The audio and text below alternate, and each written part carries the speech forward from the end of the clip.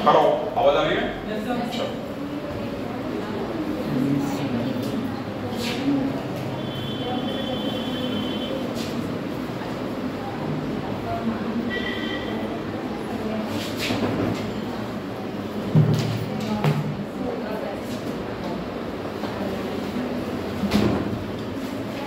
देखो बेटा, कल हम लोग बात कर रहे थे IUCN के बारे में, ठीक है? तो IUCN होता क्या है, बेसिकली बताओ जरा कोई। IUCN क्या है? IUCN एक इंटरनेशनल ऑर्गेनाइजेशन है, किसके बीच? जो सरकारी संगठन है और NGO दोनों के बीच, यानी कि इसमें गवर्नमेंट की भागीदारी और प्लस जो गैर सरकारी संगठन है इसमें दोनों की भागीदारी होती है, ठीक है?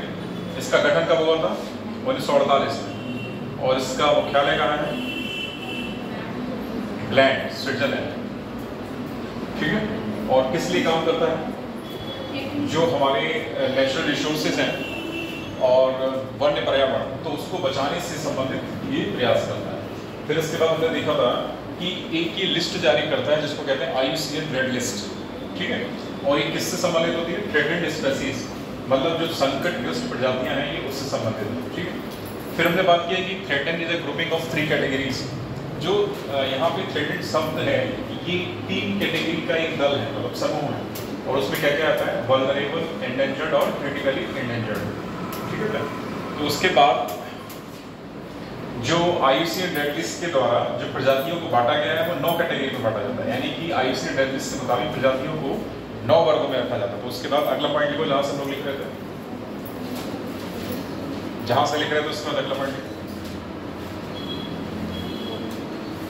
IUCN रेड लिस्ट के अनुसार, IUCN रेड लिस्ट के अनुसार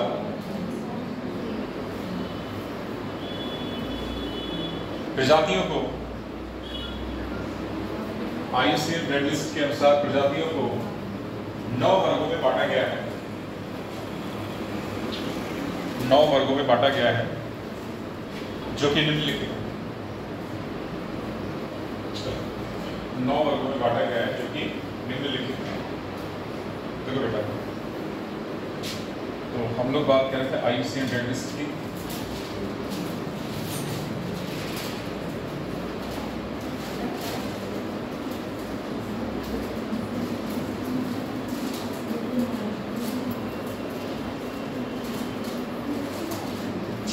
संबंध किससे इसका? थ्रेटेंड स्पीशीज से।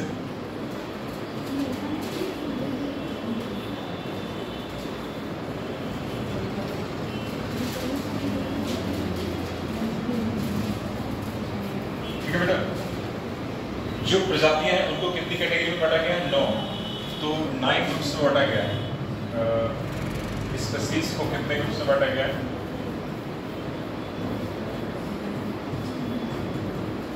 9 ग्रुप्स या 9 कैटेगरीज में,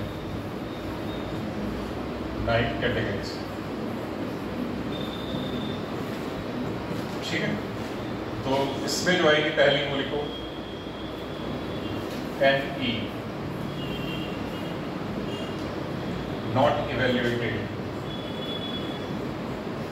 नॉट, ये बेटा क्रम है, इसको इससे दर्शाया गया है, ठीक है? इसीलिए इसका कोड वर्ड है। कोड वर्ड किसने दिया है? IUCN ने दिया है, इसीलिए इसको NA लिखा है। तो not evaluated.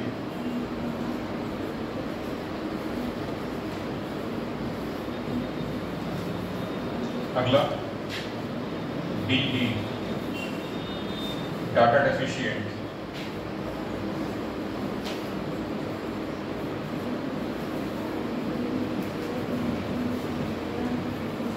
Data deficient.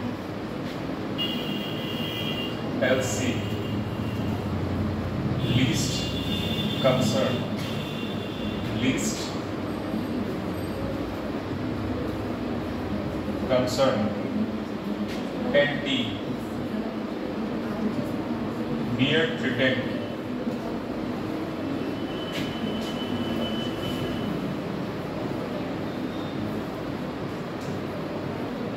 Near threatened. Vulnerable, इसको BU से दिखाया जाता है, vulnerable.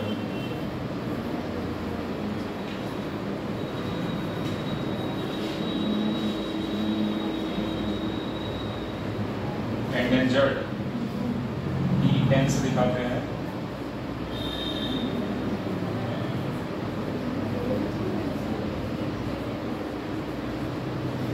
endangered, CR, critically endangered, critically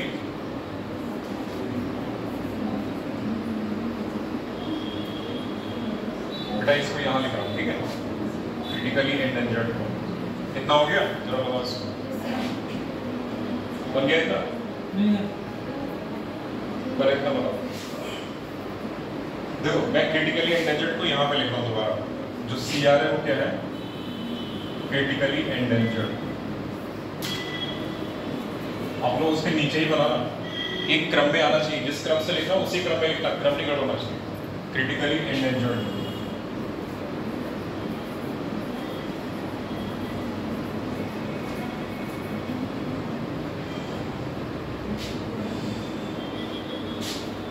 EW, extinct in wild,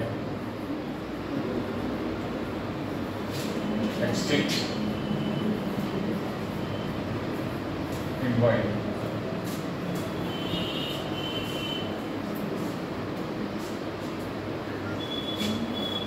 EX, extinct। तो ये 9 कैटेगरी है जिसमें प्रजातियों को IUCN ड्रग लिस्ट के मुताबिक बांटा गया है, ठीक है बेटा। तो पहली क्या है, नॉट इवेल्युएटेड मतलब NE, अगली क्या है DD, डाटा डेफिशिएंट, अगली है LC, लीस्ट कंसर्न, अगली है NT, नियर थ्रेटेंड, अगली है VU, वल्नरेबल, और अगली है EN मतलब एंडेंजर्ड, और अगली है CR। ECR ने यहाँ पे लिखा है, यहाँ पे जगह नहीं पा रही है, तो क्रिटिकली एंडेंजर्ड। फिर EW, एक्सटिंक्ट इन वाइल्ड, EX, एक्सटिंक्ट। जरा गिनो 9 हो गई, 1 2 3 4 5 6 और 3 ये 9 है, ठीक है, 9 हो गए।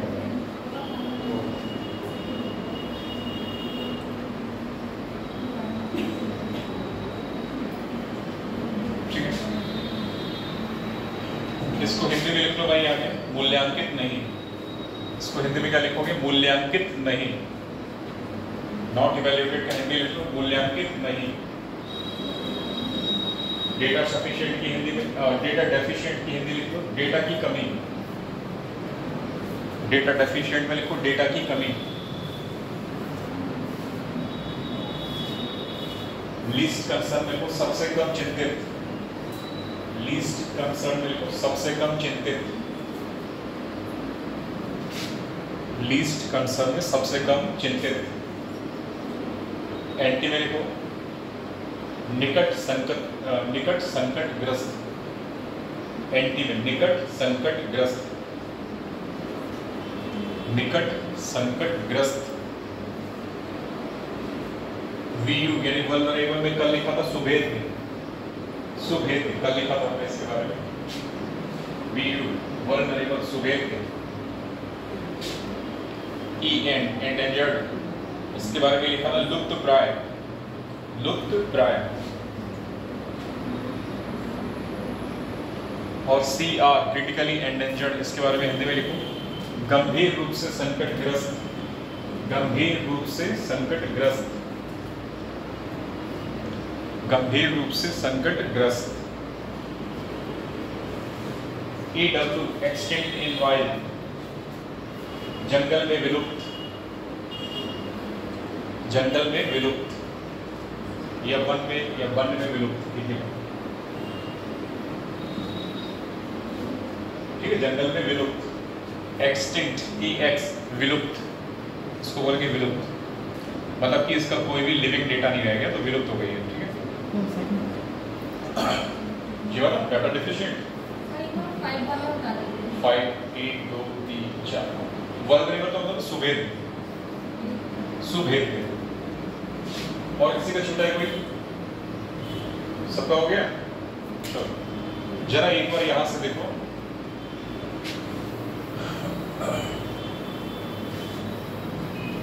देखो बेटा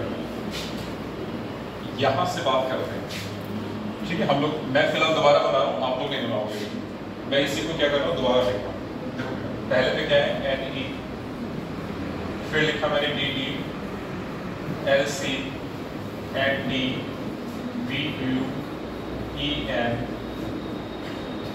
ठीक है, सी आर, कोई छोटा तो नहीं है, और है ई डब्ल्यू और ई एक्स, यू नो 3 3 6 3 9 हो गए। अब मैं इसको मिटा रहा हूँ।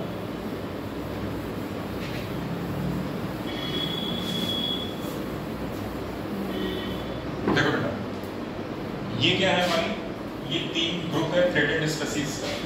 किसका ग्रुप था? थ्रेटेड स्पीसीज का। तो ये तो है थ्रेटेड स्पीसीज।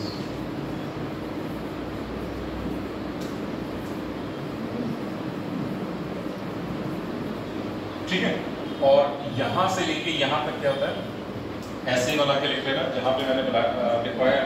ये पूरा क्रम जो है एलसी से लिखोगे एरो देके और डाउनवर्ड एरो देके। ये किसे दर्शा रहा है? विलुप्ति की तरफ, मतलब एक तरीके से इंक्रीजिंग रिस्क ऑफ एक्सटिंक्शन, विलुप्ति की तरफ बढ़ता हुआ एक तरीके से रिस्क। ठीक है, तो ये हो गया इंक्रीजिंग रिस्क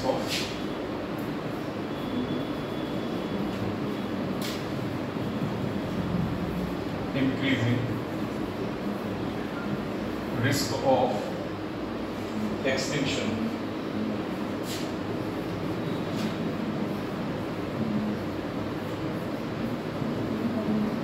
ठीक है, यानी कि अब EX की तरफ आना है तो क्या होगा, ये जैसे जैसे LC से नीचे आते जाएंगे क्या हो जाएगा, जो एक्सटिंक्शन यानी विलुप्ति का खतरा है वो बढ़ता जाएगा। जैसे जैसे हम लीस्ट कंसर्न से नीचे आएंगे तो विलुप्ति का खतरा क्या हो जाएगा, बढ़ता जाएगा। ठीक है, तो ये बेटा आपकी कैटेगरी हो गई, 9 कैटेगरी में डिवाइड किया गया इसको।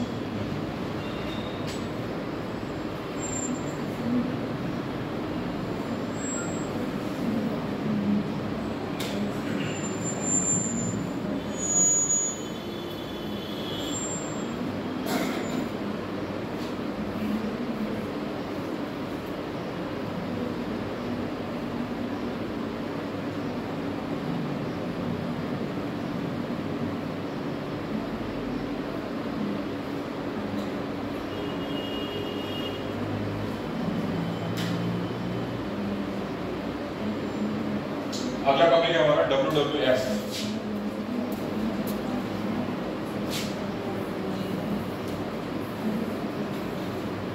WWF, ठीक है, ये वो फाइट लड़ी जाती है, वॉली नहीं है। ठीक है ना, ये आ रहा है। ये क्या है जरा इसको देखो, इसका पूर्व में नाम क्या था बेटा? World wild life fund for nature, ये इसका पहले नाम दिया था। अभी भी इसे इसी नाम से जाना जाता है। ठीक है, लेकिन जो इसके साथ एक और नाम है उसका भी नाम लिख लो, या और करके लिख लो, world wide fund for nature. ठीक है, world wide fund for nature. ये है क्या? ये वास्तव में एक इंटरनेशनल एनजीओ है। ये बेटा क्या है? International NGO.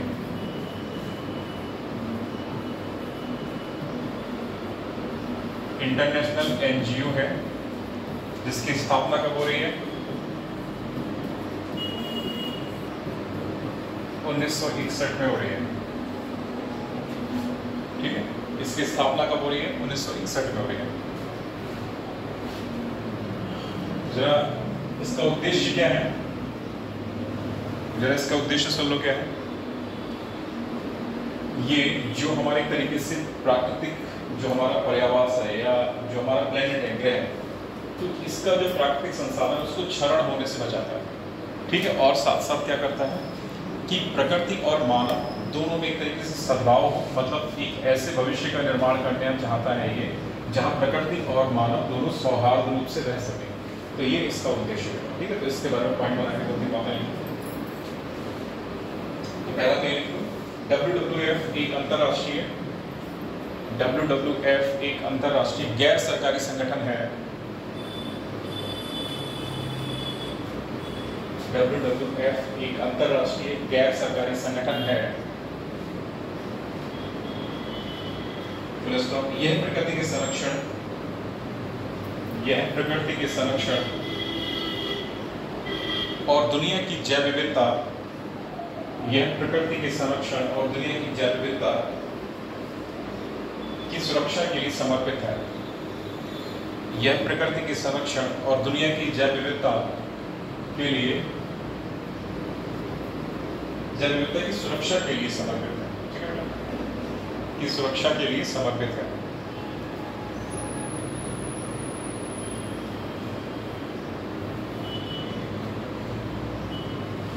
अगला पॉइंट लिखो, WWF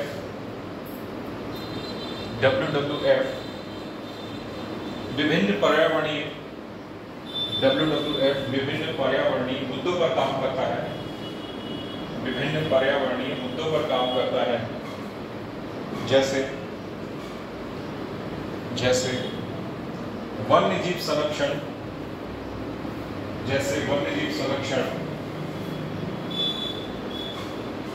आवास संरक्षण,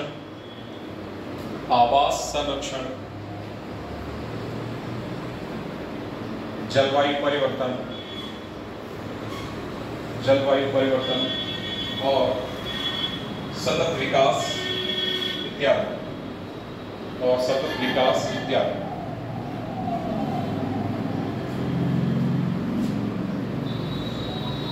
अगला पॉइंट है WWF की स्थापना 29 अप्रैल 1961, ये ना 1961 लिखा हुआ है तो इसमें डेट और मंथ जोड़ लें। WWF की स्थापना 29 अप्रैल 1961 को हुई थी।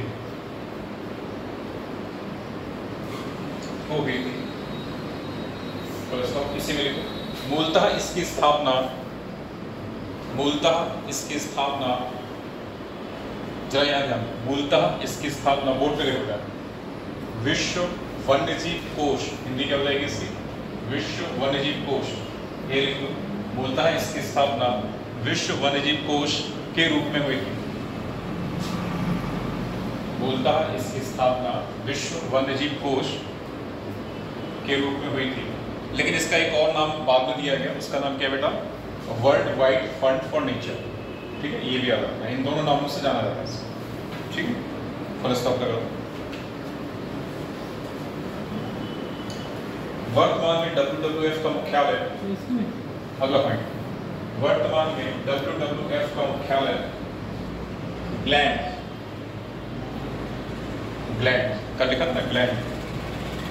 वर्तमान में WWF का मुख्यालय ग्लैंड, ब्रैकेट में स्विट्जरलैंड।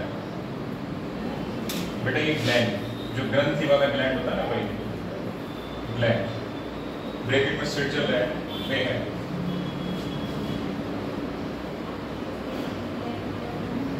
ग्लैंड ब्रैकेट में स्विट्जरलैंड में है। अगला पॉइंट, प्रसिद्ध विशाल पांडा WWF का लोगो है, ये पूछा जाता है। ठीक है, WWF के लोगो के बारे में पूछा गया एक बार कि इसका लोगो क्या है, तो प्रसिद्ध विशाल पांडा WWF का लोगो है।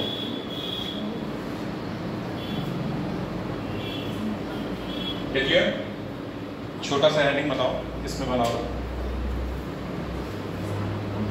विश्व प्रकृति निधि का मिशन, विश्व प्रकृति निधि का मिशन।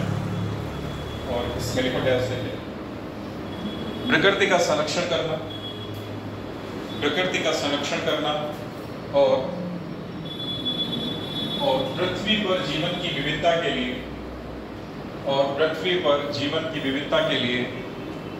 सबसे ज्यादा खतरनाक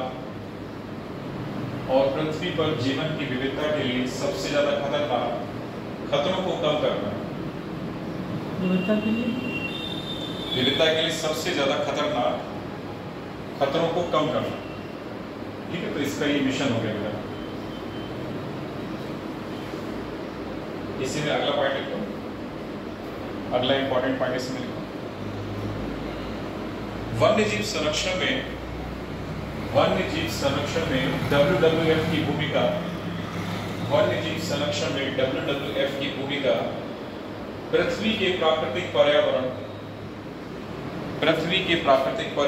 के क्षरण को रोकना, पृथ्वी के प्राकृतिक पर्यावरण के क्षरण को रोकना और एक ऐसे भविष्य का निर्माण करना जिसमें मनुष्य और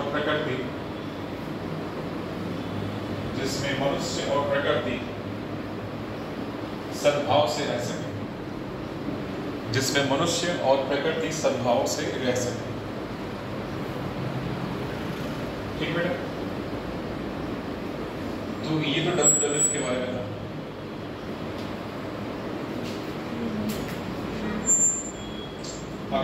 ट्रैफिक, WWF के बारे में इतनी बातें इंपॉर्टेंट है, ये याद रखना, ठीक है। अगला है ट्रैफिक। अगला प्रोग्राम जो हमारा चलाया गया है वो है traffic.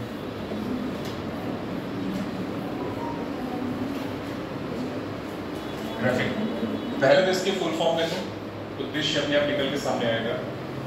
Trade related analysis of fauna and flora in convention, ठीक है। एक मिनट इन कॉमर्स बेटा, to trade related analysis of fauna and flora in commerce. इसकी पहले full form trade related analysis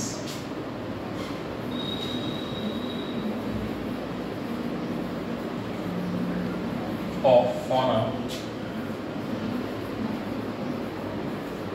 and flora and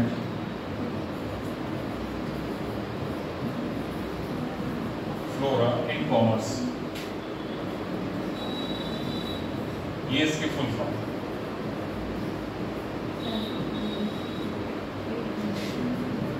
ठीक है, तो trade related analysis of fauna and flora in commerce. Fauna का मतलब होता है प्राणी और फ्लोरा का मतलब होता है वनस्पति। फौना का मतलब होता है प्राणी और फ्लोरा का मतलब क्या होता है वनस्पति, ठीक है बेटा। तो trade related analysis of fauna and flora in commerce, ठीक है। अगर इसको हिंदी में समझोगे क्या हो जाएगा, वाणिज्य में जो जीव यानी कि एक तरीके से जंतु हैं और जो वनस्पति हैं उनका व्यापार संबंधित एनालिसिस, ठीक है। तो ये हो गया, ठीक है। तो trade related analysis of fauna and flora in commerce, ठीक। तो इसकी स्थापना कब की गई थी? इसकी स्थापना हुई थी 1976 में। 1976 में हुई थी इसकी स्थापना।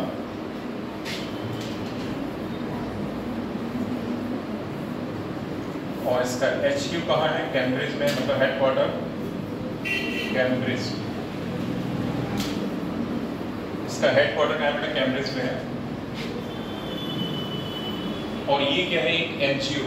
और ये भी क्या है बेटा? ये NGO मतलब गैर सरकारी संगठन। ये भी है एक NGO, ये भी एक गैर सरकारी संगठन। स्थापना 1976 में हो रही है, हेडक्वार्टर कैम्ब्रिज में है और एक गैर सरकारी संगठन है, ठीक है बेटा।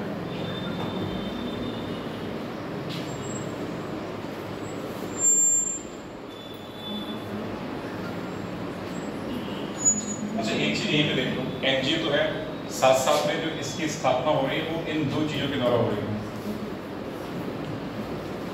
WWF प्लस IUCN, ये दोनों मिलकर इसकी स्थापना में योगदान दे रहे हैं। तो ये दोनों नाम याद रखना है, WWF और IUCN इन दोनों की स्थापना में योगदान दे रहे हैं, ठीक है। यानी कि इन दोनों के प्रयासों से इसकी स्थापना हो रही है, तो ये याद रखना।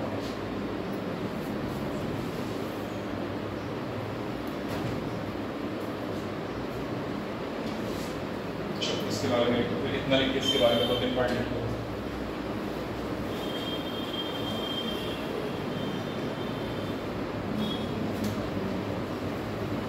बोले वाणिज्य में वनस्पति, इसकी फुल फॉर्म हिंदी में लिखना है, ठीक है, इसको हिंदी में डिफाइन करते हैं। वाणिज्य में वनस्पतियों, वाणिज्य में वनस्पतियों और जीवों का व्यापार, वाणिज्य में वनस्पतियों और जीवों का व्यापार, अभिलेख विश्लेषण, व्यापार अभिलेख विश्लेषण, एनालिसिस मतलब विश्लेषण, व्यापार अभिलेख विश्लेषण,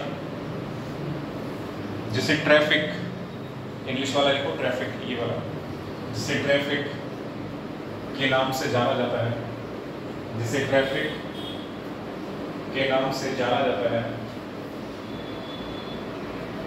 कॉमा, यह एक वन्यजीव, यह एक वन्यजीव व्यापार निगरानी, यह एक वन्यजीव व्यापार निगरानी नेटवर्क है।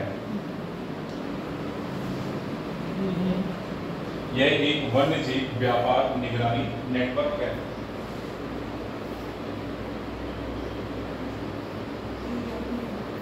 अगला पॉइंट, यह सुनिश्चित करना कि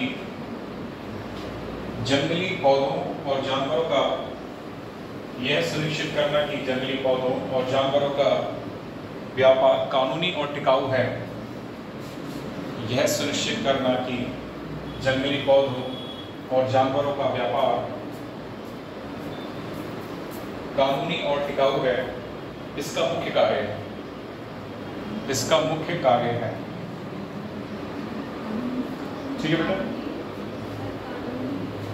क्या लिखा? व्यापार कानूनी और टिकाऊ है, व्यापार कानूनी और टिकाऊ है, इसका मुख्य कार्य है, इसका मुख्य कार्य है। अगला पॉइंट, ट्रैफिक की स्थापना 1976 में WWF और ट्रैफिक की स्थापना 1976 में WWF और IUCN के संयुक्त कार्यक्रम के रूप में की गई थी, और IUCN के संयुक्त कार्यक्रम के रूप में की गई थी।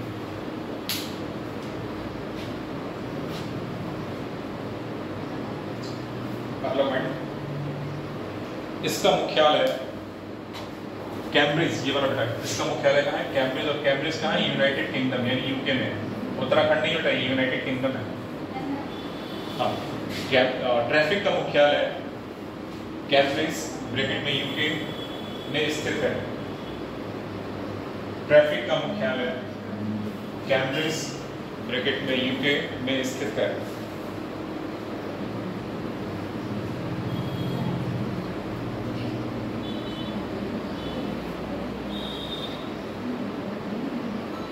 अगला पॉइंट लिखो, ट्रैफिक का उद्देश्य, ट्रैफिक का उद्देश्य जंगली पौधों और जानवरों, ट्रैफिक का उद्देश्य जंगली पौधों और जानवरों के व्यापार पर, जंगली पौधों और जानवरों के व्यापार पर नजर रखना और शोध करना है, नजर रखना और शोध करना है, तथा जंगली पौधों और जानवरों, तथा जंगली पौधों और जानवरों के टिकाऊ और कानूनी व्यापार का समर्थन, जानवरों के टिकाऊ और कानूनी व्यापार का समर्थन करने वाली नीतियां और कानून, समर्थन करने वाली नीतियां और कानून तैयार करना है। व्यापार का समर्थन करने वाली नीतियां और कानून तैयार करना है। ठीक है, छूट गया, फिर से सुन लेते हैं। जंगली पौधों और जानवरों के टिकाऊ और कानूनी व्यापार का समर्थन करने वाली नीतियां और कानून तैयार करना है। ठीक है, चलो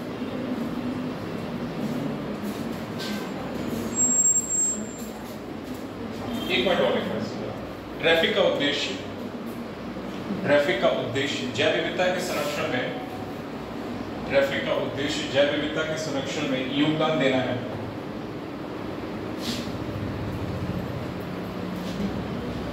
अगला पॉइंट एक और लिखो, वन्यजीव व्यापार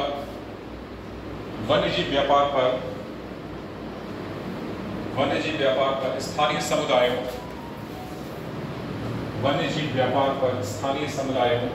की आजीविका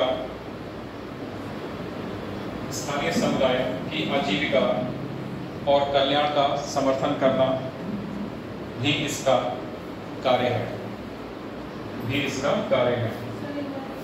वन्यजीव व्यापार पर स्थानीय समुदायों की आजीविका और कल्याण का समर्थन करना भी इसका कार्य है।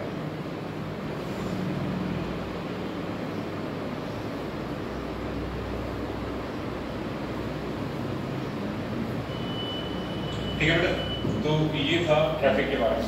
तो कुल मिला के ये बेसिक चीजें जो मैंने बोर्ड पे लिखी इतनी तो पता ही होना है। साथ साथ इसका उद्देश्य क्या है, जंगली पौधों और जानवरों का जो है टिकाऊ एक तरीके से व्यापार, और साथ ही साथ ऐसे कानून बनाना ताकि उनका अवैध जो है एक तरीके से अवैध व्यापार पर निगरानी रखी जा सके। ठीक है, तो जंगली पौधों और जो जंगली जानवर है उनके व्यापार पर निगरानी रखना भी इसका क्या है, काम है। और ये लोकल समुदायों को भी इन्वॉल्व करता है। ठीक है, लोकल समुदायों को भी इन्वॉल्व करता है ताकि जैव विविधता का संरक्षण प्रॉपर तरीके से किया भी जा सके। ठीक है, इसमें इतनी बातें यहाँ पे याद रखनी। जो अगला टॉपिक है हमारा वो है माइक। अगला टॉपिक है माइक, MIK। ये क्या है, देखो बेटा, monitoring the illegal killing of elephant. तो इसकी फुल फॉर्म देखो पहले, मॉनिटरिंग बेटा, monitoring the illegal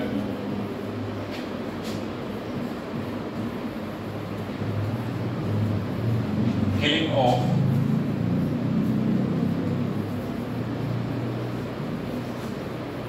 elephants।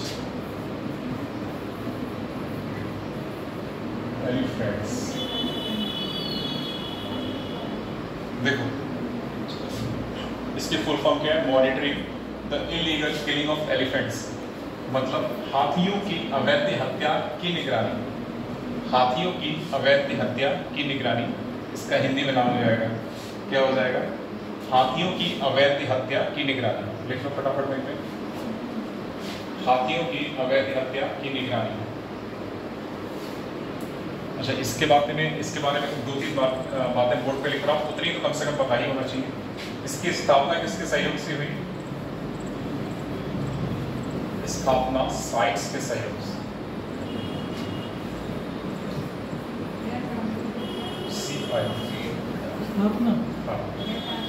CITES,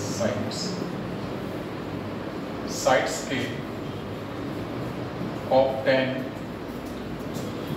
के दौरान,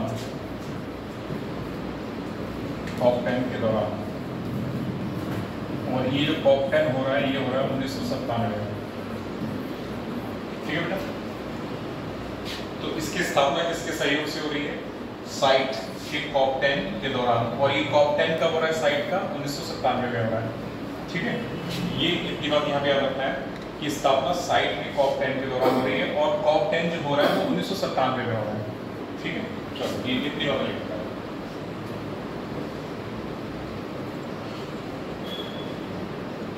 तो इसका उद्देश्य समझ में आ रहा है, उद्देश्य इसके नाम में छुपा है ना, इलीगल किलिंग ऑफ एलिफेंट्स, तो हाथियों की अवैध हत्या को रोकना।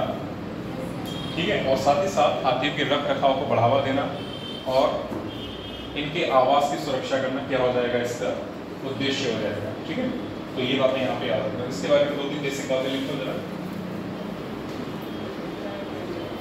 देखो साइट्स, ये वाला साइट्स,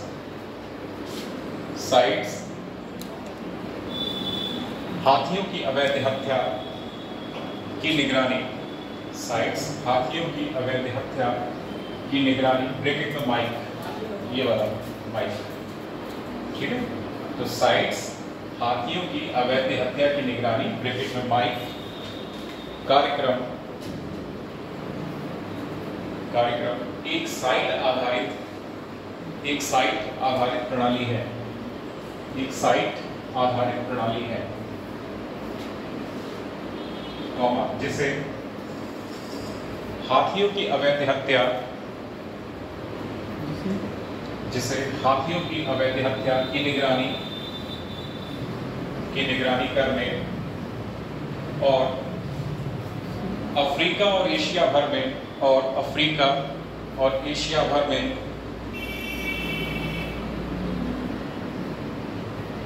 स्थल क्षमता निर्माण करने के लिए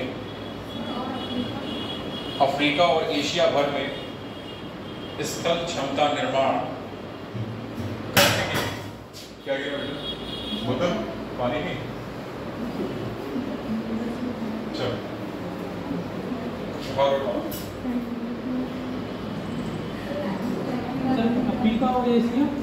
अफ्रीका और एशिया भर में स्थल क्षमता निर्माण करने के लिए डिजाइन किया गया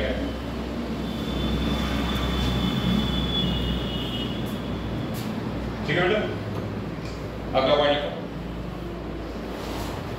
साइट्स पार्टियां, ये वाला साइट्स पार्टियां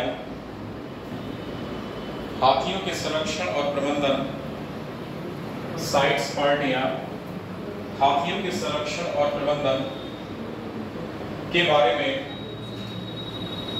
निर्णय लेने में मदद करने के लिए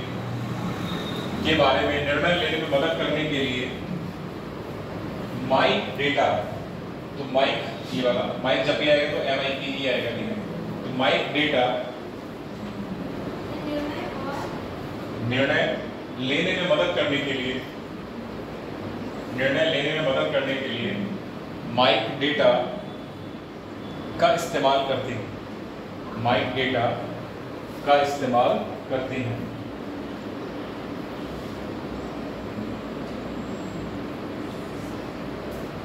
अगला पॉइंट, साइट्स कॉप, ठीक है, ये देखो, साइट्स कॉप प्रस्ताव के अनुसार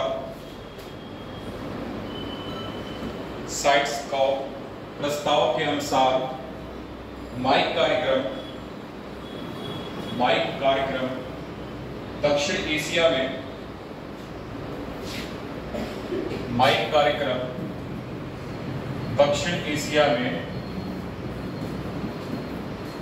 2003 में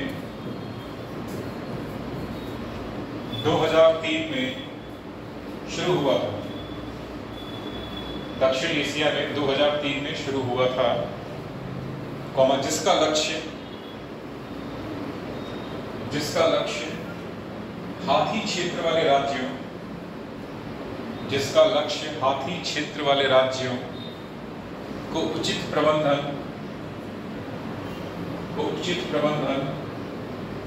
और प्रवर्तन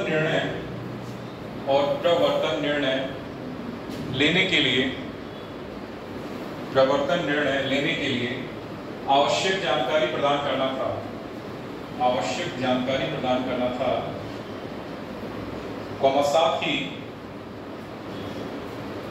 साथ ही हाथियों की लंबी अवधि यानी उनका जीवन काल, साथ ही हाथियों की लंबी अवधि के जनसंख्या प्रबंधन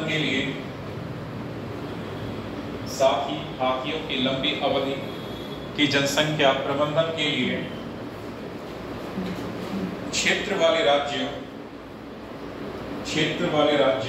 के भीतर संस्थागत क्षमता का निर्माण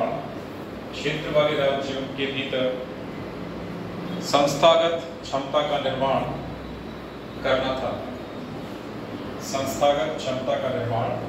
था। इसमें एक लास्ट पॉइंट है जो कि बहुत इंपॉर्टेंट है, उसे लिख दो।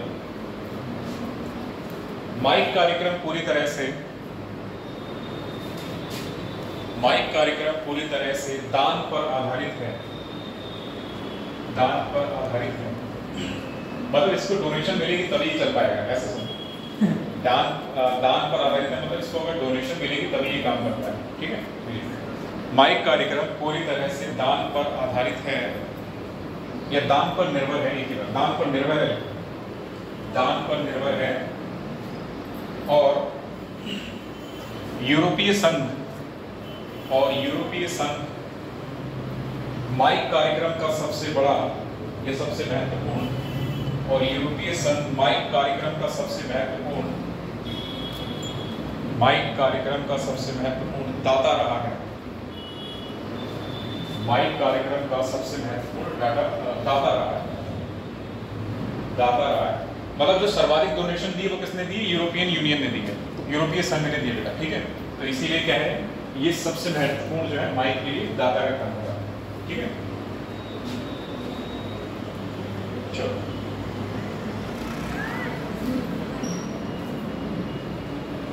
माइक के उद्देश्य, माइक कार्यक्रम के उद्देश्य, छोटा सा पॉइंट बना लो हेडिंग टाइप में, मैं कह माइक कार्यक्रम के उद्देश्य।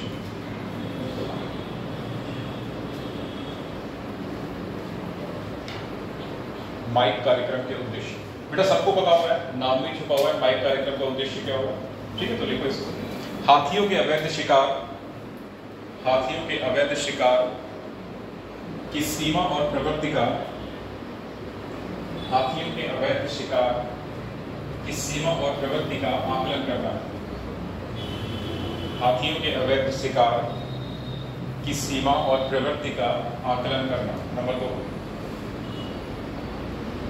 यह निर्धारित करना कि समय के साथ ये रुझान, कैसे बदलते हैं। Full stop. समय के साथ ये रुझान कैसे बदलते हैं।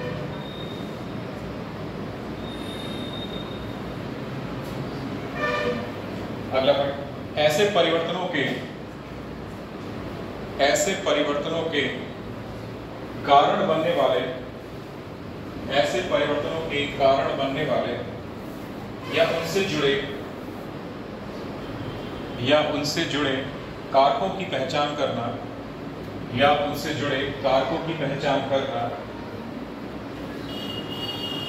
तथा विशेष रूप से यह आकलन करना कि किस हद तक देखी गई प्रवृत्तियां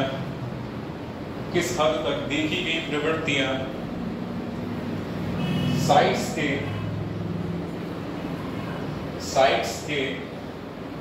पक्षकारों के सम्मेलन द्वारा लिए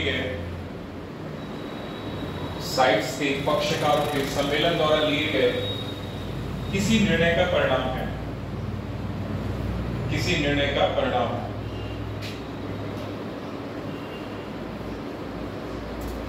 ठीक है बेटा, तो ये माइक के बारे में हो गया। इसमें यहाँ पे 2-3 बातें हैं, वो नोट करके लिख लो। भारत में 10 माइक साइट्स हैं। भारत में कितनी माइक साइट्स हैं? 10। भारत में 10 माइक साइट्स। माइक साइट्स यानी स्थल, माइक स्थल। और अगला पॉइंट, विश्व हाथी दिवस कब मनाया जाता है? कोई बताएगा? विश्व हाथी दिवस कब मनाया जाता है? तो इसी में अगला पॉइंट,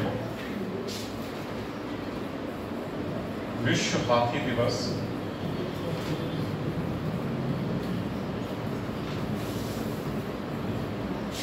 12 अगस्त को मनाया जाता है।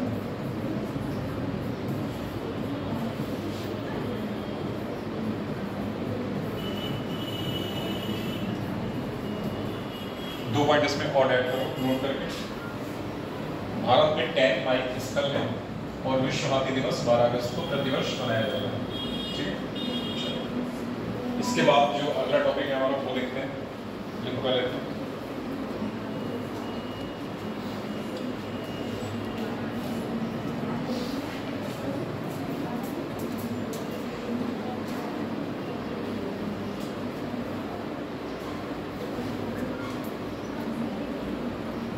हो गया बेटा इतना? चलो जो हमारा अगला टॉपिक है इसके बाद वो है WCCB। WCCB फुल फॉर्म क्या है इसकी? Wild life crime control bureau. Full form क्या बेटा? Wild life crime control bureau. इसकी फुल फॉर्म लिखता है wild life crime control bureau.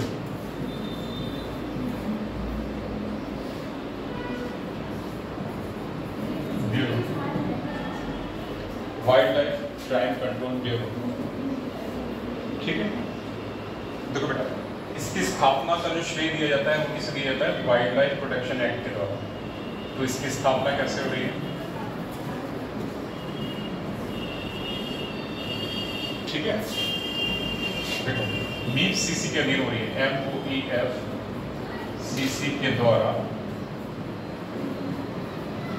और wild life protection act, wild life protection act 1972 के प्रावधानों के अनुसार,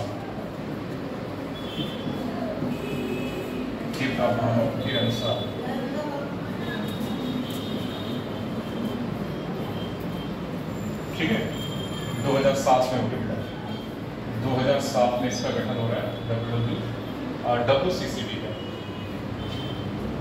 ठीक, ये बना है।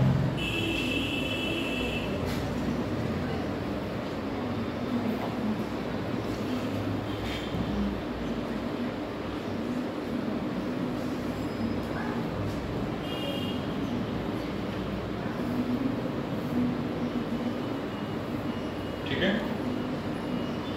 तो इसकी स्थापना किसके द्वारा हो रही है? MIPCC मतलब ministry of environment, forest and climate change के द्वारा वाइल्ड लाइफ प्रोटेक्शन एक्ट के वाइल्ड लाइफ प्रोटेक्शन एक्ट 1972 के प्रावधानों के अनुसार 2007 में इसकी स्थापना हो रही है। ठीक है, इतनी बात यहाँ पे ध्यान रखना। इसका उद्देश्य क्या है? इसका उद्देश्य क्या हो जाएगा बेटा? जो एक तरीके से असंगठित कह सकते हो कि वन्य जीवों से जुड़े असंगठित क्राइम की निगरानी करना या उनको कम करना।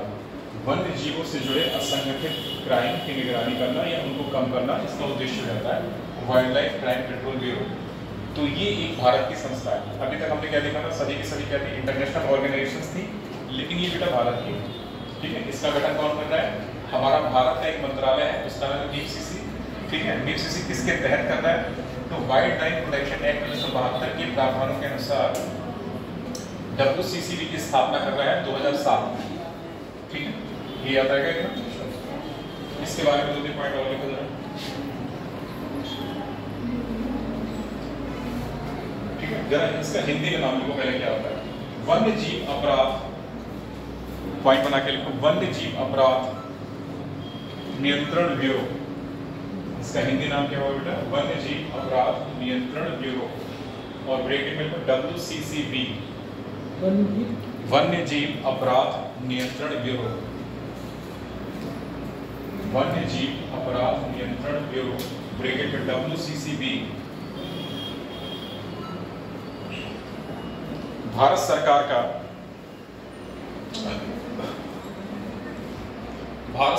का एक अभिन्न अंग है,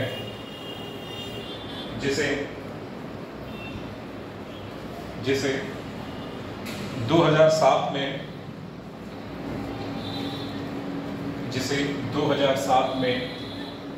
पर्यावरण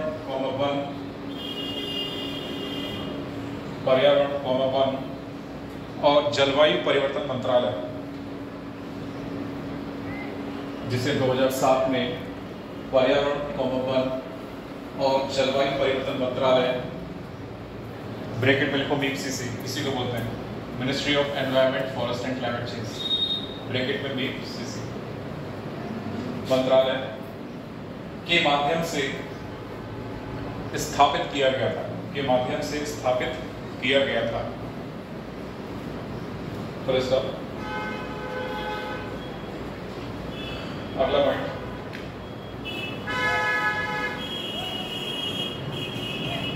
यह विभिन्न राष्ट्रीय और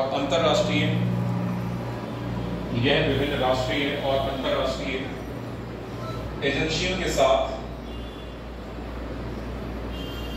परामर्श,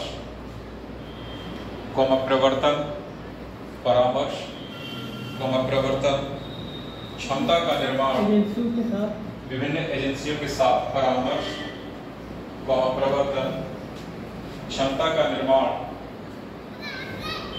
और वन्य जीव अपराधों के प्रभाव के बारे में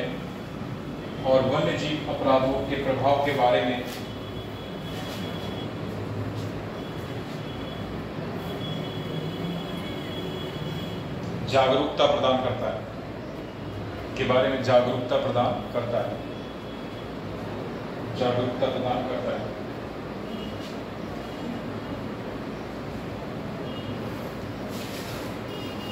अगला पॉइंट, WCCB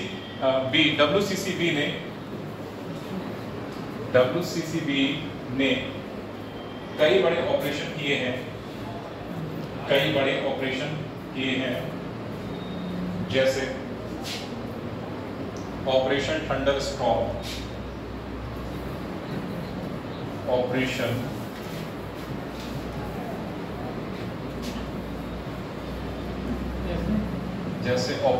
थंडरस्टॉर्म,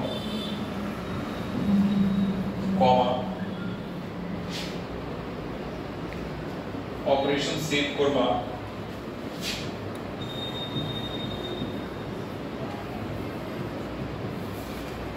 ऑपरेशन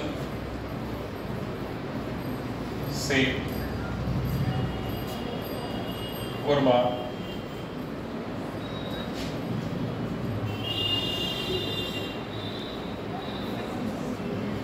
और ऑपरेशन वाइड नेट,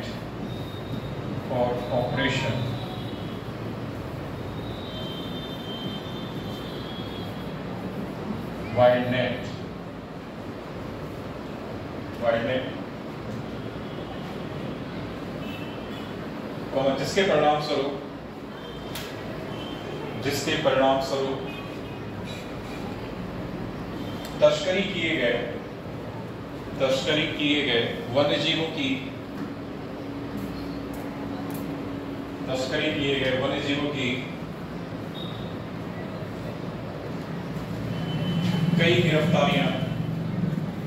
कई गिरफ्तारियां और बचाव हुए हैं।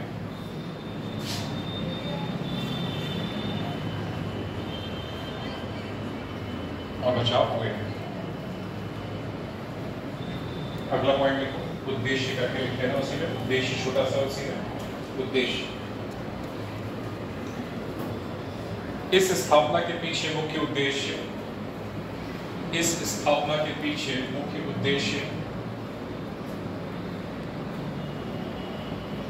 वन्य जीवों से जुड़े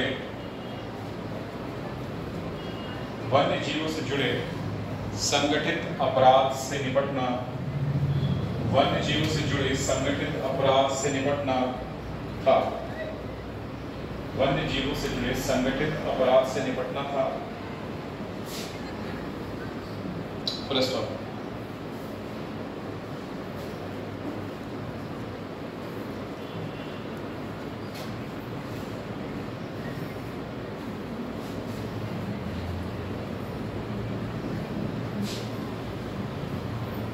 अगला पॉइंट,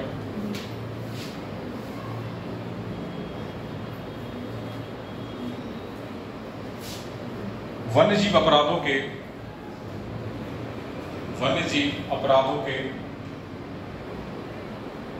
विश्लेषण के लिए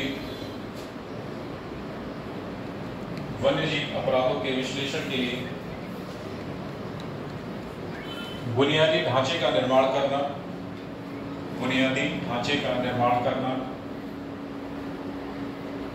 और वन्यजीव अपराधों को कम करने में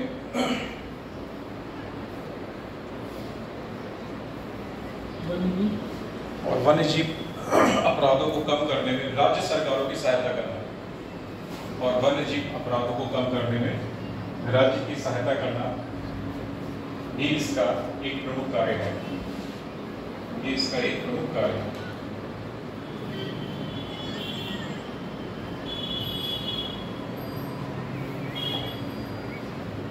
ठीक है बेटा, तो इसके बारे में इतनी सी जानकारी है, तो ये याद रखना है।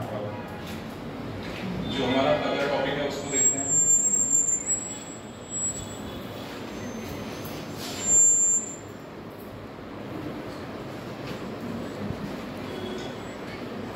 अगला टॉपिक है site, CITES, sites,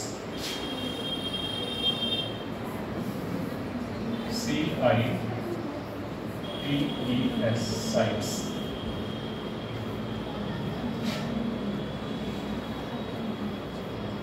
full form क्या है इसकी? तो convention on international trade in endangered species of wild fauna and flora. चलो लिखते हैं इसकी फुल फॉर्म क्या है। Convention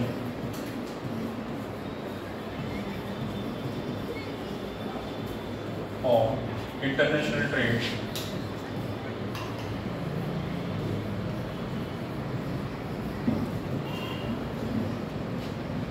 Convention on International Trade in Endangered Species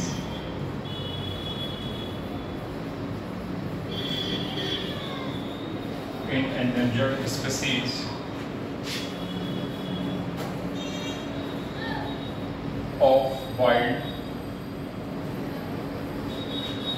flora and fauna. Flora and fauna, ये इसके फुल फॉर्म है बेटा। ठीक है, लंबे थोड़ा याद करना है।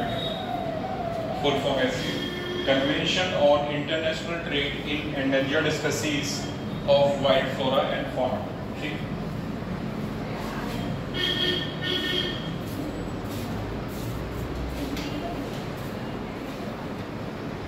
देखो इसके बारे में कुछ खास बातें हैं, जो बेसिक फैक्ट्स हैं वो पहले देखो क्या होता है। इसकी स्थापना कब हो रही है? स्थापना हो रही है वॉशिंगटन। इसकी स्थापना वॉशिंगटन में हो रही है, वॉशिंगटन में। और कब हो रही है? 1973 में। 1973 में हो रही है। ठीक है, ये कैसा है? एक मल्टीलेटरल ऑर्गेनाइजेशन है। मल्टीलेटरल ऑर्गेनाइजेशन है बेटा।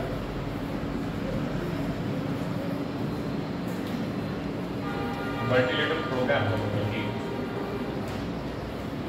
मल्टीलेटरल प्रोग्राम है। एक इफेक्ट कब हो रहा है, यानी इफेक्टिव ऑन, प्रभाव में कब आ रहा है? Effective on 1975। ठीक है, और साइट को वॉशिंगटन कन्वेंशन के नाम से भी जाना जाता है, क्योंकि इसकी स्थापना कहाँ हो रही है? वॉशिंगटन में। इसीलिए इसको क्या बोलते हैं? इसीलिए साइट्स को वॉशिंगटन कन्वेंशन के नाम से भी जाना जाता है।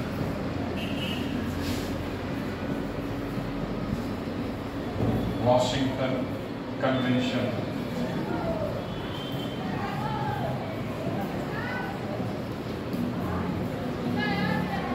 के नाम से ही जाना जाता है।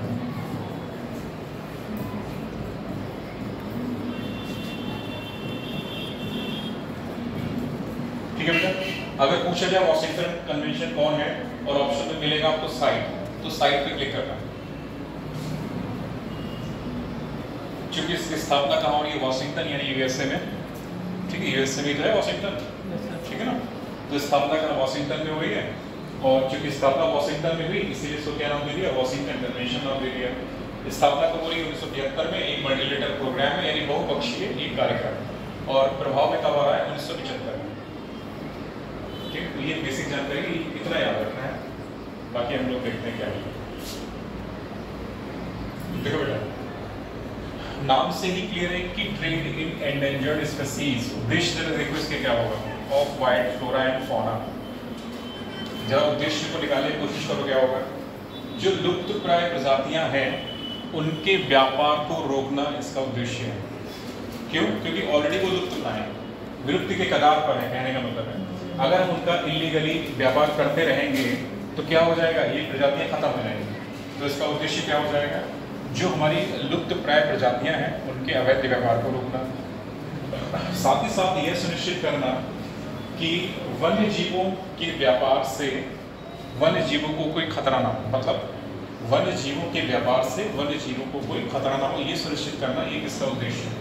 पहला उद्देश्य क्या है, जो हमारी लुप्त प्राय प्रजातियां हैं इनके अवैध व्यापार को रोकना।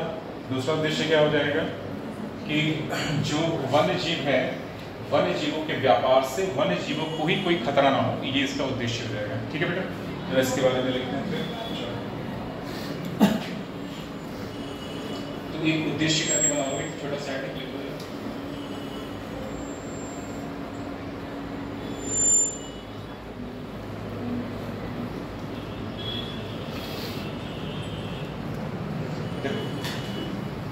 उद्देश्य करके नंबर 1 लिखो। यह सुनिश्चित करना कि वन्य जीवों के व्यापार से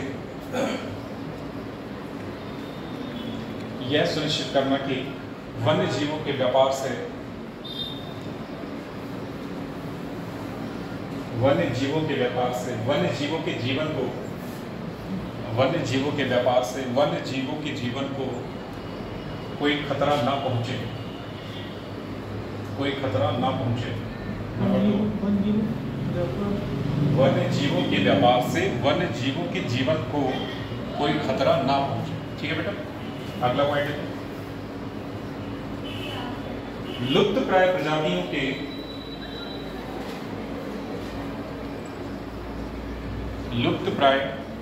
प्रजातियों के अवैध व्यापार को रोकना,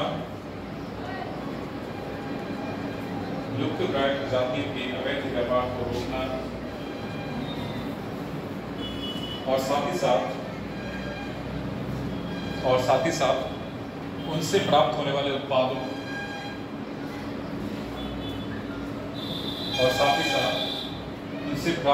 उत्पादों को भी संरक्षित करना इसका उद्देश्य है। ये इसका उद्देश्य है। अगला पॉइंट, साइट्स सदस्य देशों पर बाध्यकर है। साइट्स सदस्य देशों पर बाध्यकर है, मतलब it is a legally binding treaty. तो क्या है, सदस्य देशों पर बाध्यकर है। तो साइट्स सदस्य देशों पर बाध्यकर है।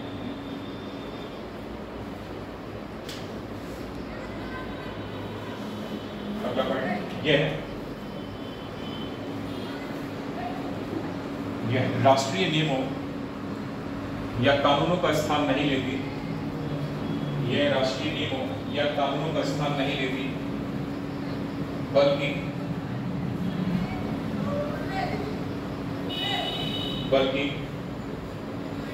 घरेलू नियमों व कानूनों के लिए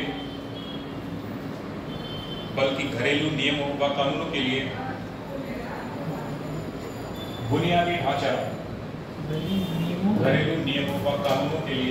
ढांचा सुनिश्चित करने का कार्य करती।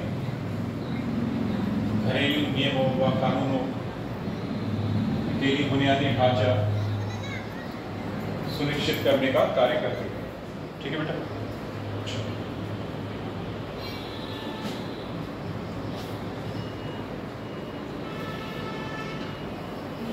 इसका मुख्यालय लिख लो। इसका मुख्यालय कहाँ है, जेनेवा में। अगला पॉइंट बना के लिखो, इसका मुख्यालय जेनेवा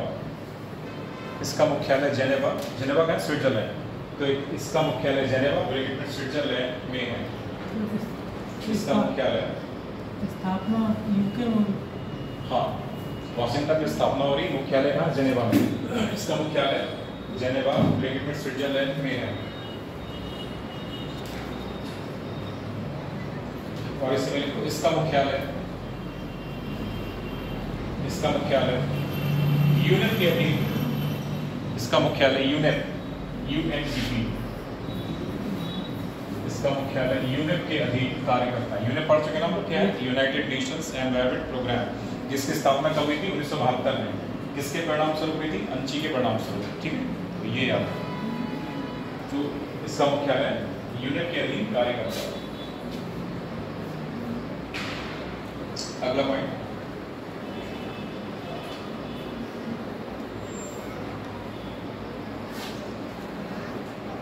साइट्स में सरकारों तथा निजी सहभागिता,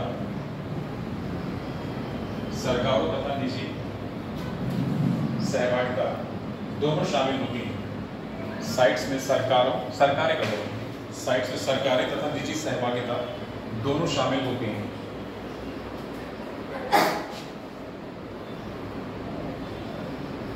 ठीक है बेटा, चलो ये साइट्स के बारे में। अगला heading,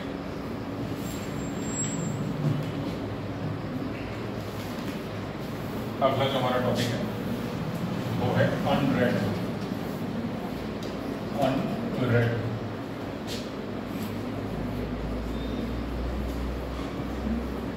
unread and REDD plus, REDD plus, ये हमारा टॉपिक है।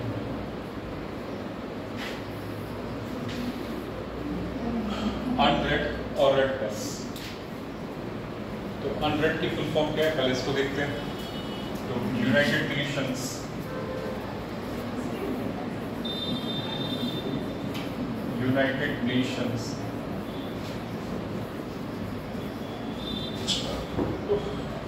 प्रोग्राम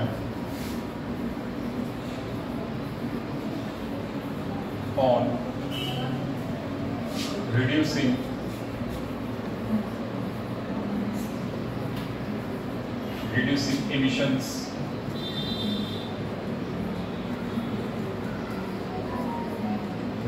emissions from deforestation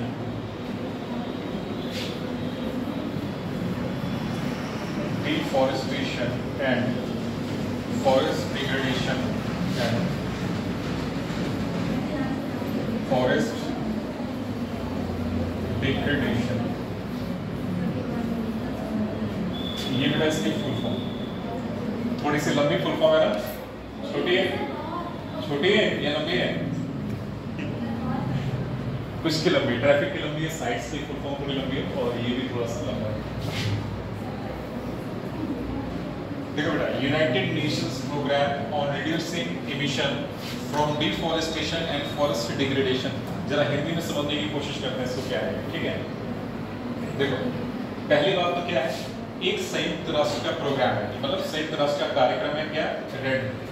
तो रेड क्या है? एक संयुक्त राष्ट्र का कार्यक्रम है। यहां से निकल के आ रहा है, क्या निकल के आ रहा है कि संयुक्त राष्ट्र का कार्यक्रम है रेड। ठीक है, और ये क्या है? ये वनोन्मूलन और वन क्षरण से क्या हो रहा है, जो इमिशन है उसको घटाना।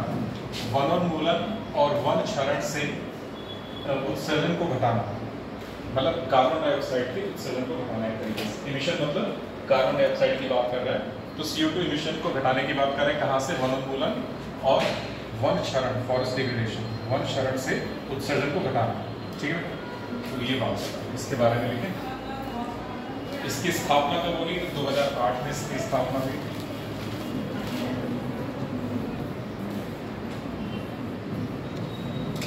इसकी स्थापना 2008 में हो गई।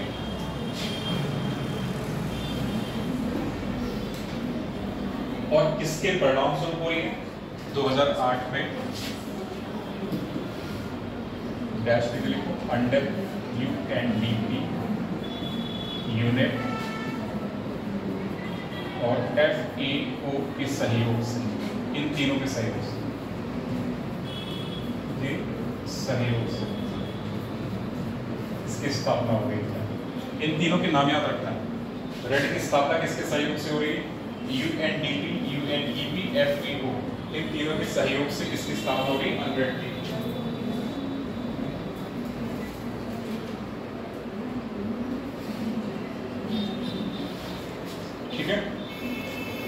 अंडर क्या है? United Nations development programme. UNEP क्या है? United Nations environment programme. FAO क्या है? FAO food and agriculture organisation. FAO क्या है बेटा? Food and agriculture organisation. तो इन तीनों के सहयोग से 2008 में UNRED की स्थापना हो रही है। ठीक है, इसका सचिवालय या यूं हम क्या है, सचिवालय कहाँ है इसका? सचिवालय, इसका सचिवालय है बेटा जेनेवा में। जेनेवा कहाँ है? स्विट्जरलैंड।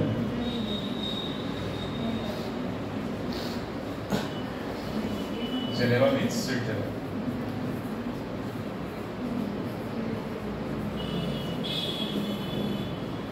ठीक है,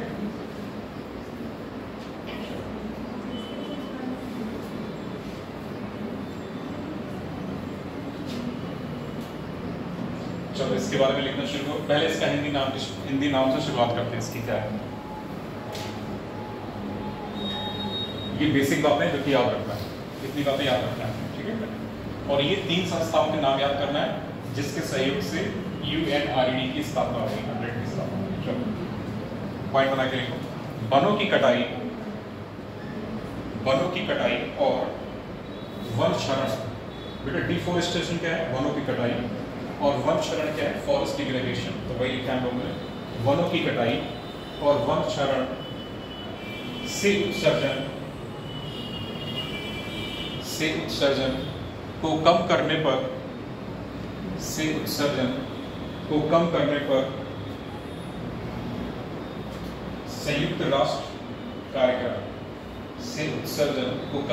संयुक्त राष्ट्र कार्यक्रम।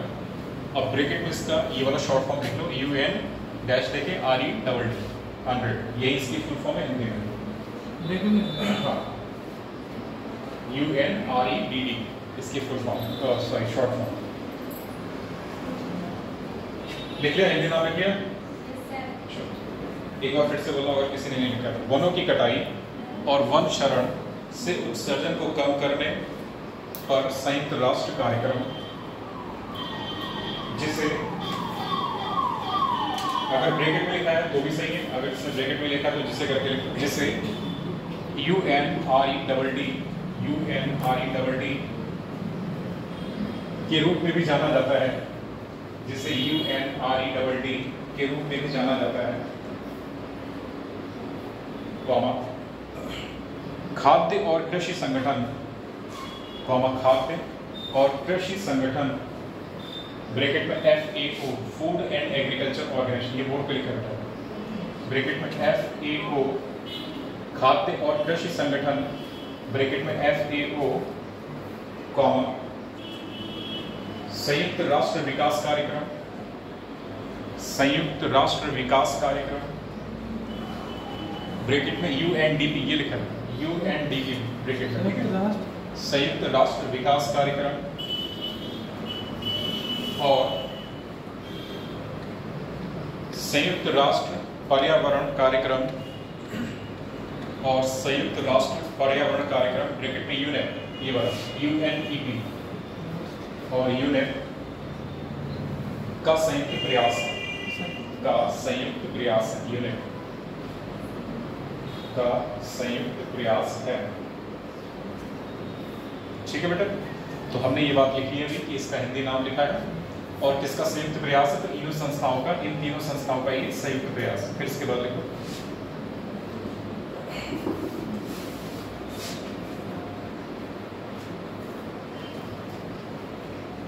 जरा इसके बारे में बात करें। रेड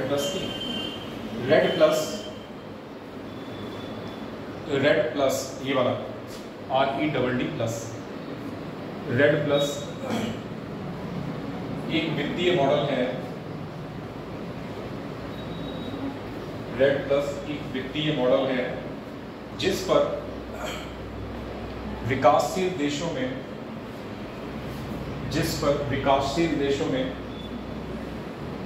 वनों की कटाई और वन क्षरण से होने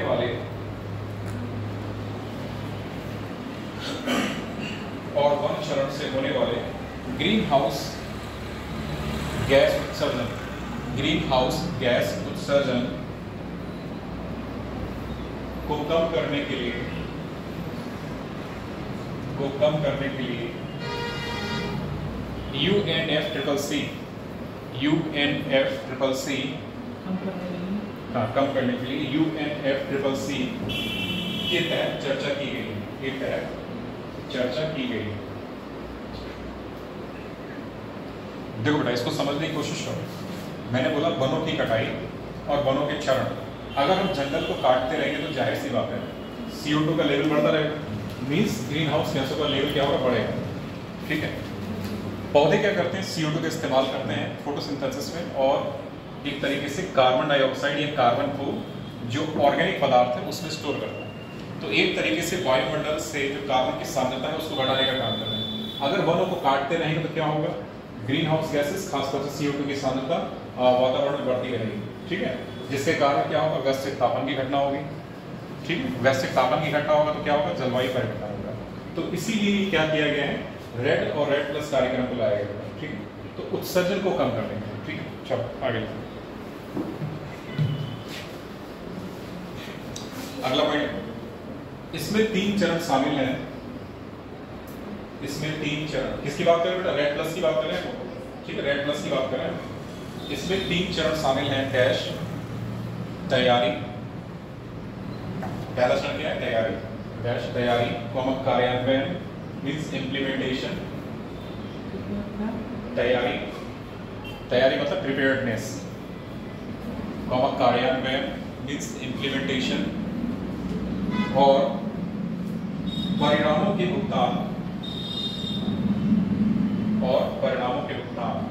बस ये 3 चरण इसके क्या है, तैयारी, कार्यान्वयन और परिणामों के भुगतान। तो इसको याद रखना। अगला पॉइंट रेड प्लस के बारे में। रेड प्लस एक वैकल्पिक जलवायु, रेड प्लस एक वैकल्पिक जलवायु शमन रणनीति है। रेड प्लस एक वैकल्पिक जलवायु शमन रणनीति है जिसे UNFCCC के पक्षों द्वारा विकसित किया गया।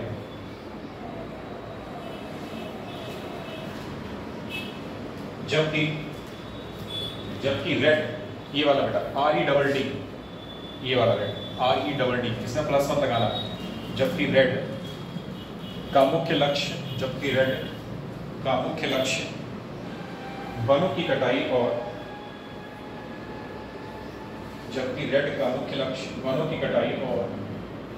वन क्षरण से होने वाले उत्सर्जन को कम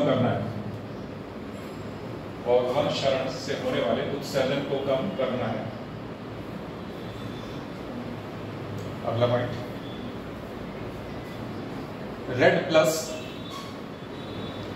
प्लस का उद्देश्य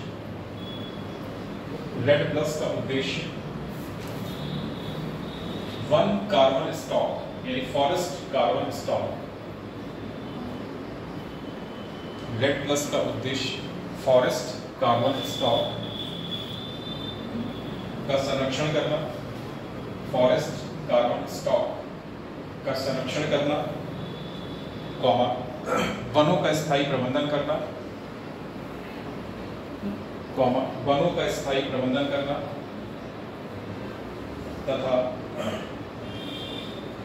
तथा फॉरेस्ट कार्बन स्टॉक, वन इसलिए नहीं लिखा रहा हूं क्योंकि अगर वन ओ यानी वन समझ लिया तो उसका मतलब एक हो जाएगा, इसलिए फॉल्स लिखा रहा हूं। तथा फॉरेस्ट कार्बन स्टॉक को बढ़ाना है, ठीक है बेटा। तो जहां वन है उसकी जगह फॉरेस्ट, अगर जब पढ़ोगे जाके तो उसको वन ना समझ लेना कि इसलिए उसको फॉरेस्ट लिखा दिया, ठीक है। वन कार्बन स्टॉक को बढ़ाना है। देखो एक टर्म आया फॉरेस्ट कार्बन स्टॉक, जरा इसको समझ लो केवल होता क्या है। तो फॉरेस्ट कार्बन स्टॉक क्या है, एक तरीके से फॉरेस्ट क्या होता है, CO2 के लिए सिंक का काम करेगा। जितनी भी वायुमंडल में CO2 की सांद्रता होगी वो फोटोसिंथेसिस के माध्यम से क्या होगा, जो पेड़ पौधे हैं उसका उपयोग करेंगे और कार्बनिक पदार्थ बनाएंगे, यानी कि भोजन बनाएंगे अपने लिए। तो एक तरीके से अपना क्या है, पेड़ पौधों की संख्या बढ़ेगी। तो वही हमारा क्या कहला रहा है, फॉरेस्ट कार्बन स्टॉक। बात समझ आ रही है? एक तरीके से जितना पौधों की संख्या बढ़ रही है एक पर्टिकुलर एरिया में, जिसका इस्तेमाल हो रहा है CO2 को लेने में, इस्तेमाल करने में, वही क्या कहला रहा है हमारा फॉरेस्ट कार्बन स्टॉक। यानी कि इसका सीधा संबंध क्या है, वातावरण से CO2 की सांद्रता को खत्म करना। इसका सीधा मतलब क्या है, वातावरण से CO2 की सांद्रता को खत्म करना। और खत्म कौन करेगा, जंगल। जंगल में कौन है, पेड़ पौधे। ठीक है, तो यही क्या कहला रहा है हमारा फॉरेस्ट कार्बन स्टॉक। अगला पॉइंट को बेटा, रेड प्लस की अवधारणा। रेड प्लस की अवधारणा पर पहली बार, रेड प्लस की अवधारणा पर पहली बार 2005 में बहस हुई थी। रेड प्लस की अवधारणा पर पहली बार 2005 में बहस हुई। बहस का मतलब यहाँ पे चर्चा से है। ठीक है, बहस का मतलब यहाँ पे चर्चा। तो रेड प्लस की अवधारणा पर पहली बार 2005 में बहस हुई थी, जिसका लक्ष्य विकासशील देशों में, जिसका लक्ष्य विकासशील देशों में बेहतर वन प्रबंधन, जिसका लक्ष्य विकासशील देशों में बेहतर वन प्रबंधन के माध्यम से, बेहतर वन प्रबंधन के माध्यम से ग्रीन हाउस गैसों के शुद्ध उत्सर्जन, यानी नेट इमिशन, शुद्ध उत्सर्जन, ग्रीन हाउस गैसों के शुद्ध उत्सर्जन मतलब नेट इमिशन, शुद्ध उत्सर्जन को कम करके जलवायु परिवर्तन को कम करना था।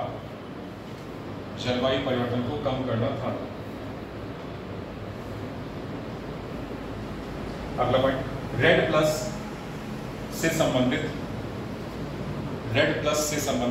अधिकांश महत्वपूर्ण निर्णय, रेड प्लस से संबंधित अधिकांश महत्वपूर्ण निर्णय 2013 तक, रेड प्लस से संबंधित अधिकांश महत्वपूर्ण निर्णय 2013 तक अंतिम रूप से ले लिए गए। 2013 तक अंतिम रूप से ले लिए गए तथा नियम पुस्तिका का मतलब रूल बुक तथा नियम पुस्तिका का अंतिम भाग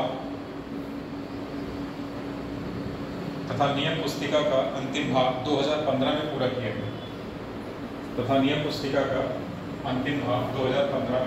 गया।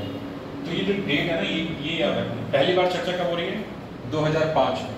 महत्वपूर्ण जो सभी निर्णय है वो कब लिए जा रहे हैं, 2013 में। और जो रूल बुक का अंतिम भाग तैयार हो रहा है, कब हो रहा है, 2015। ठीक है, तो ये डेट याद रखना। अंतिम भाग 2015। हाँ, अंतिम भाग 2015 में तैयार हो। इसमें एक लास्ट पॉइंट लिखो बेटा, इसमें लास्ट पॉइंट, इसके समर्थकों के अनुसार रेड प्लस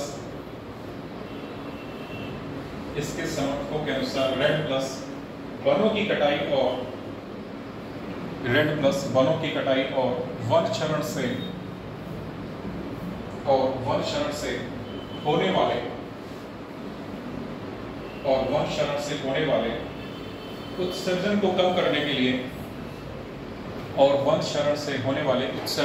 करने के लिए एक प्रभावी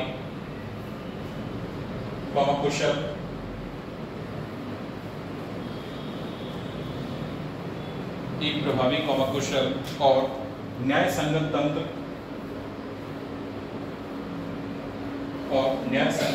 की स्थापना करना है। न्याय संगत तंत्र की स्थापना करना है। तो बेटा ये हमारे इंटरनेशनल ऑर्गेनाइजेशंस या कन्वेंशंस लगभग हो गए हैं।